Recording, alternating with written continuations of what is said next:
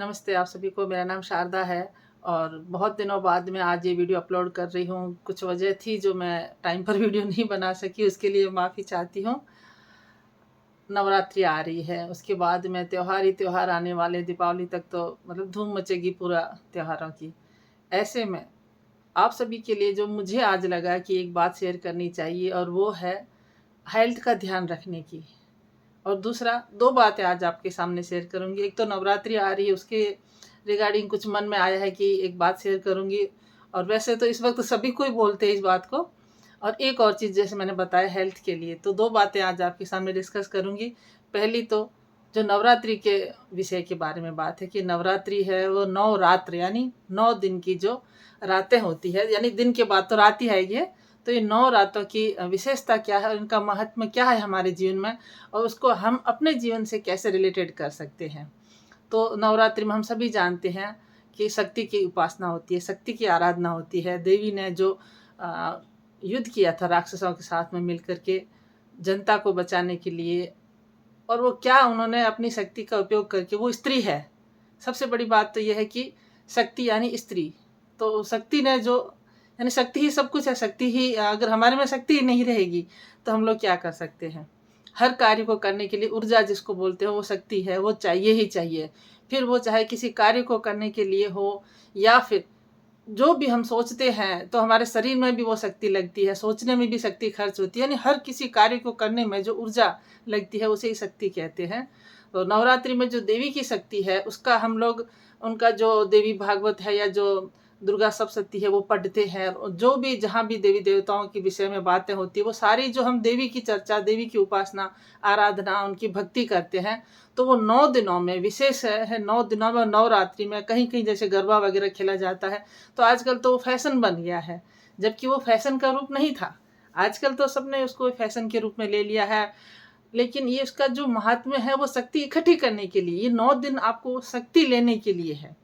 आप अपने अंदर वो शक्ति धारण कर सके, उस शक्ति को भरपूर रूप से अपने अंदर डाल सके, उसके लिए ये 9 दिन होते हैं। देवी की आराधना उपासना करके आप उनसे वो शक्ति मांगिए कि आप अपने आने वाले जो 6 महीने, क्योंकि नवरात्रि साल में 2 बार होती है, हम सभी जानते हैं।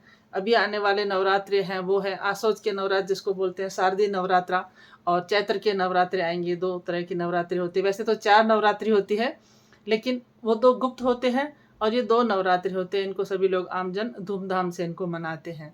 और कई लोग होते हैं व्रत रखते हैं, कोई निराहार रहते हैं, और कोई एक वक्त खाना खा के रहते हैं। ये अपनी अपनी श्रद्धा है, कोई कैसे करता है।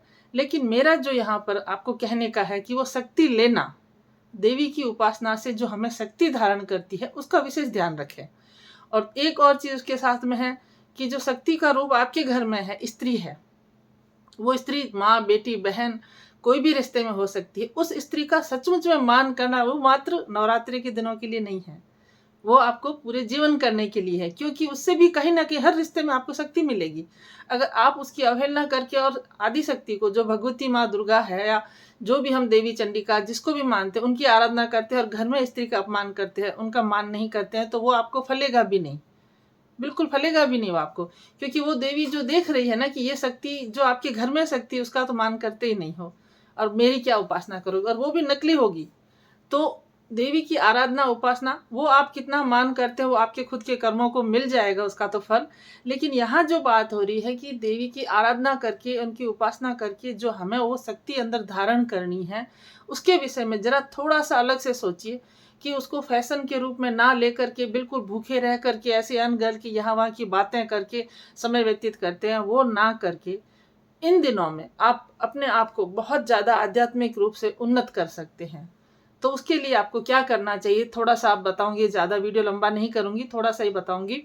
सुबह उठ करके जिस भी देवी का जो दिन होता है, उस दिन उनके अनुसार आप मन में श्रद्धा रख के उनका ध्यान करें, उनके रूप को, उनको जो जिस दिन जो देवी का रूप होता है उस रूप को मन में ध्यान करके उनके लिए थोड़ी देर बैठे। जितना वक्त हो सके आप दिन में देवी के पास बिताएं, यानी जो आपके घर में जो देवी स्थान है वो बिताएं। और प्रण ले लें कि इन दिनों में किसी के बारे में भी कोई भी नेगेटिव नहीं बोलेंगे, कुछ भी नेगेटिव नहीं करेंगे। रात को है, आप रात के टाइम में, जो कहते हैं ना नवरात्रियों में क्या होता है, देवी की आराधना रात को करने से पहले, यानी रात को 12 बजे के बाद में बहुत जगह जो तंत्र साधनाएं वगैरह लोग करते हैं, तो अपने वो तो है नहीं, अपने को तो केवल एक देवी की आराधना का आशीर्वाद चाहिए। तो शाम को देवी की जो धूप वगैरह जो भी करते हैं ध्यान करके दीपक वगैरह, उसके बाद में कुछ देर भजन करें, देवी के नाम का अर्चन करना है, यानी उनके नाम का गुणगान करना है। तो वो एक आपके लिए, वो उसमें आप जो भाव में आके नृत्य करते हैं ना, जिसको गरबा कहते हैं, वो तब होता है, वो देवी के सामने और बिल्कुल आंतरिक रूप से झूम के किया जाता है। वो कोई फिल्मी गानों पे फैशन के लिए नहीं किया जाता है।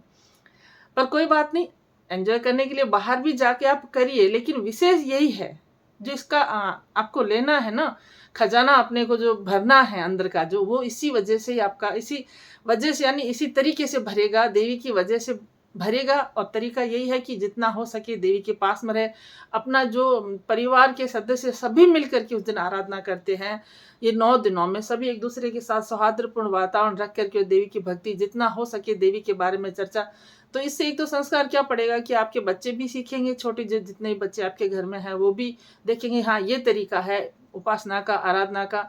और आप जो व्रत वगैरह रहते हैं तो अपना तरीका रखिए जो भी आपको रखना है, लेकिन जितना हो सके वक्त जो देवी के बारे में गुणगान करने के बारे में, उनका जो भी लिटरेचर है उसको पढ़ने के लिए उसमें बिताएं, तो शक्ति आपको मिलेगी, देवी का आशीर्वाद आपको मिलेगा। आडंबर नहीं करें, बिल्कुल आडंबर नहीं करने हैं कि इतना देवी को चढ़ाएंगे वो चढ़ाएंगे तब मिलेगा, नहीं। आपके घर में जो भी बन रहा है, जो आप आसानी से बना सके, जिसमें सात्विकता शुद्धता हो सके, वो आप अर्पण करिए उनको भोग, और सभी उस भोग को जो प्रसाद रूप में आप ग्रहण करिए। यही सबसे बड़ी आराधना है, और स्त्री का सम्मान करना है। आपके आसपास में जो भी कन्याएं हैं, बहुत लोग, जैसे मैं यहाँ बात करूंगी कि समाज के रिलेटेड आकर के कि हमारे समाज की वही होनी चाहिए, वो नहीं, कन्या सब एक जैसी है, चाहे वो किसी जाति की हो, कौन से धर्म की हो। लेकिन हमारे मन क्या है ना कि थोड़े विचारों को अलग से, तो वो मैं अभी उस टॉपिक में नहीं जाऊंगी। लेकिन जो भी आपको, एक और चीज है, आप घर से निकलते हैं अगर बाहर थोड़ी देर के, जो भी कन्या आपको दिखे, आप ये सोचिए ना कि वो आपको देवी का आशीर्वाद मिल रहा है। अनजाने में कोई दिख रही है, आप हो सके उसको खुश करने के लिए आपके पास जो भी है उसको दीजिए आप। और जो नवरात्रि पूर्ण होने पर जो देवी के आराधना के लिए कन्या वगैरह, कंचके जिसको बोलते हैं, वो जिमाते हैं, नहीं उनको भोजन करवाते हैं, वो आप करिए। कहीं भी दिखावा नहीं करें, सबसे बड़ी चीज यही है। और दूसरा, सेहत की बात है। अब मैं आपको कहूंगी जो त्योहार आ रहे हैं उसके लिए सेहत की बात है। सबसे ज्यादा जरूरी, चाहे आप कुछ भी हो जाए, अपने पानी को अच्छे से करके पीजिए।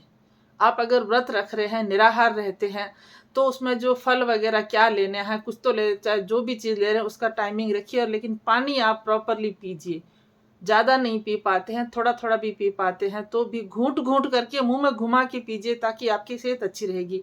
और इन दिनों अभी मौसम थोड़ा थोड़ा चेंज होना शुरू हो जाएगा बहुत जगह, तो क्या होगा कि कहीं सर्दी लग रही है, कहीं भी कभी गर्मी लग रही है, कहीं वो ये सारे ही चल रहा है। तो उन दिनों अपनी सेहत का विशेष ध्यान रखें, साफ सफाई का बहुत ध्यान रखें, खुद को सात्विक रखने के लिए, खुद को बैलेंस में रखने की कोशिश करें, जितना हो सके मेडिटेशन करें। मेडिटेशन पे एक अलग से फिर मैं एक वीडियो लेके आऊंगी कि वो आपके जीवन में क्यों जरूरी है, और आजकल के वक्त को देखते हुए मेडिटेशन क्यों ज़्यादा जरूरी है, वो भी मैं एक वीडियो में आपको जरूर बताऊंगी। अभी वीडियो लंबा होने से पहले यही कहूंगी कि सेहत का ध्यान रखने के लिए पानी का intake properly time to time करें, क्योंकि ज़्यादातर अभी जो 9 दिन का त्यौहार आने वाले हैं तो उनमें लोग करेंगे, भूख नहीं लगेगी तो पानी नहीं पिए, लेकिन पानी का इंटेक करिए, प्यास ना हो तब भी पीजिए। उससे क्या होगा, आपके शरीर में जो पानी की मात्रा पूरी होने से शरीर में ऑक्सीजन का फ्लो बराबर होगा। तो आज आपको यही बताना था। आती हूँ फिर किसी और वीडियो के साथ, तब तक नमस्कार।